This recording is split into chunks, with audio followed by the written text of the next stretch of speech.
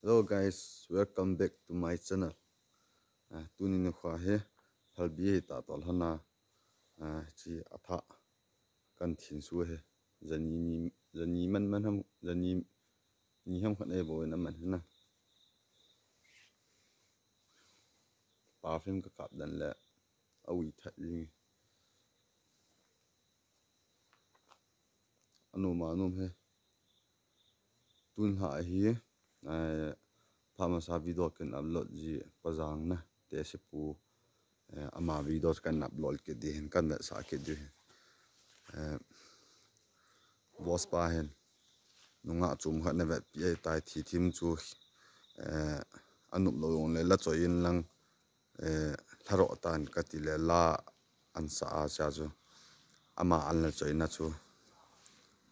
video chom cha he bo ven na guys lung lut tan ne veo tin chai chan ne veo tin phai sa ba le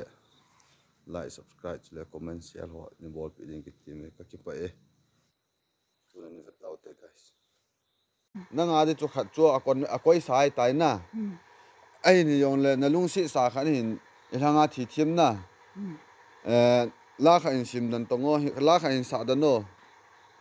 mi tam la nu isa dan dam ole ipila si isa dan dam oh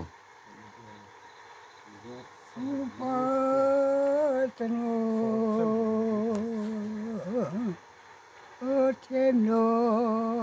pelung legaya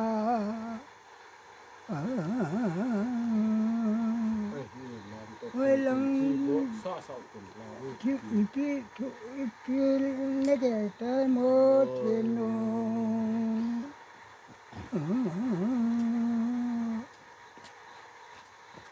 kel pupa tenu te kamale la nu yatam na lo nang bo ka de le kala na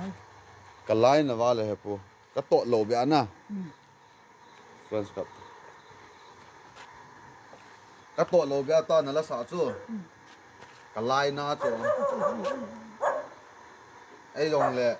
a thi ni na